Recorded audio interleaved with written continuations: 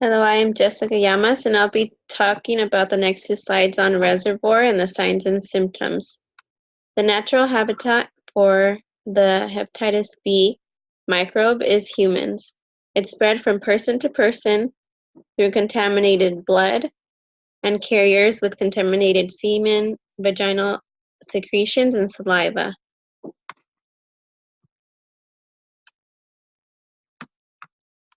The signs and symptoms for acute hepatitis B include the following. Sometimes it's not felt because it's like just flu symptoms. Most of the times these symptoms don't begin until 6 weeks or 6 months after getting the virus. Some signs are having a headache, fever, nausea, feeling really tired, having pain in your belly, losing your appetite, or having pain in your joints. Some of the symptoms include vomiting, getting hives, having dark-colored pee, having pale or clay-colored poop, and having jaundice, which is yellow-colored skin or eyes. A lot of times, people can also live for many years without noting they have hepatitis B.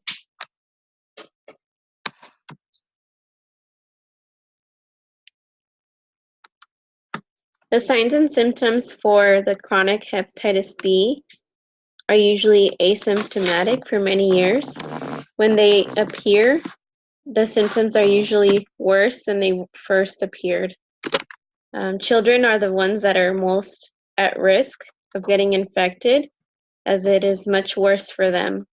About 90% of children that get infected develop chronic hepatitis B, and some of the symptoms for chronic hepatitis B are fatigue and osteoporosis.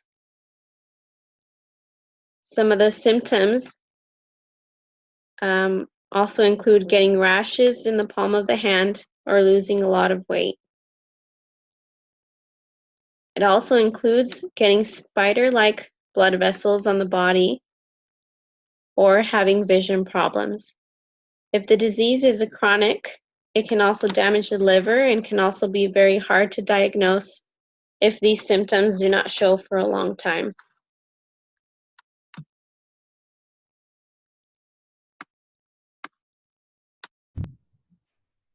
Hey, so now we're going to talk about the transmission of the hepatitis B virus. So, how is it shared? One way is through birth.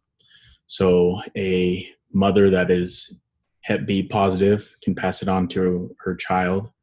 Unprotected sex, sharing needles, syringes, or other medical equipment, direct contact with infected blood or open wounds, and exposure to blood from needle sticks or other sharp objects from the infected blood.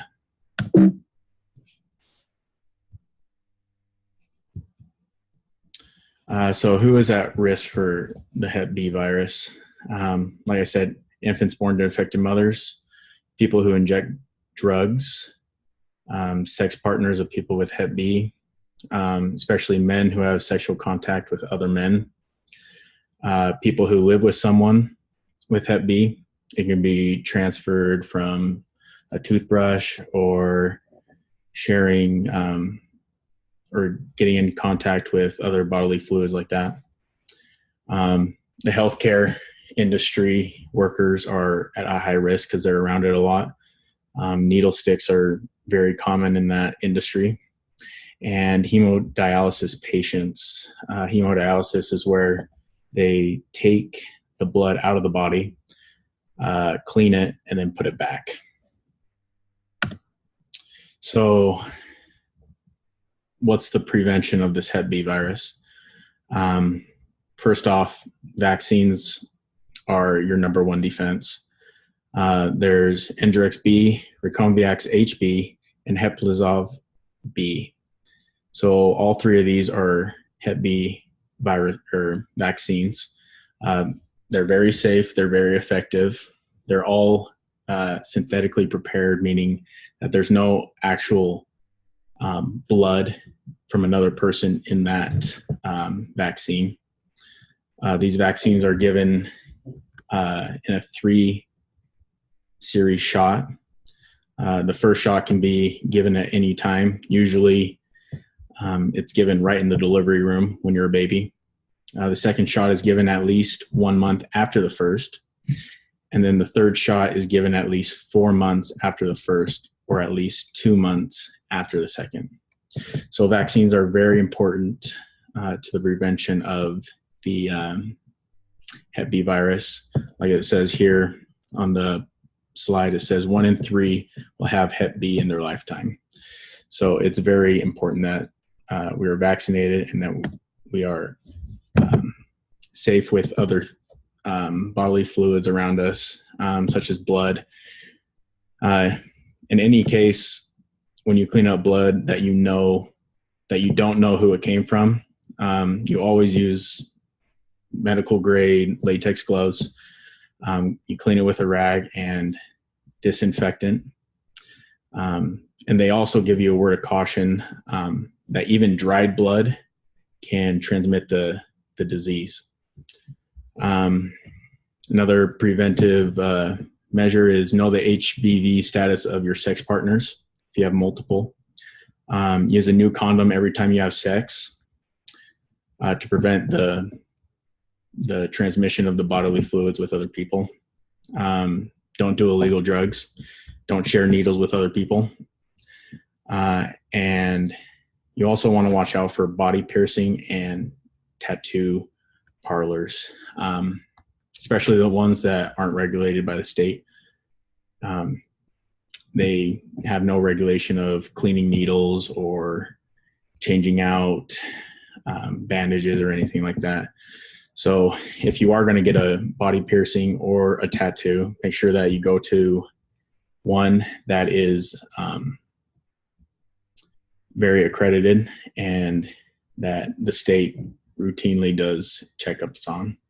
So that's the prevention of this Hep B virus. Treatment. With hepatitis B, there are 2 types of infection and therefore 2 types of treatment, acute and chronic.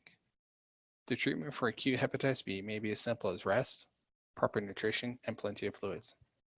If the infection is more severe, then an antiviral medication or hospital stay may be needed. For chronic hepatitis B, the treatment is not as simple. The treatment may last until the infected person passes away.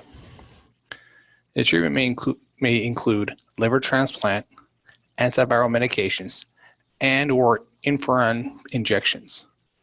The antiviral medications used to help hepatitis B include entecavir, tenofovir, lamivudine, adifovir, and telibuvudine. The interferon injections use interferon alpha 2b, intron A, and is a man-made version of a substance produced by the body to help fight infection.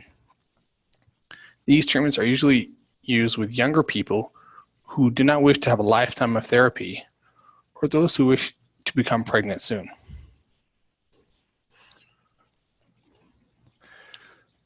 Some interesting tidbits about hepatitis B is that hepatitis B has been infecting humans since the Bronze Age. This was discovered in a 4,500-year-old human remains. And the earliest recorded epidemic was made by Lerman in Bremen, Germany in 1885.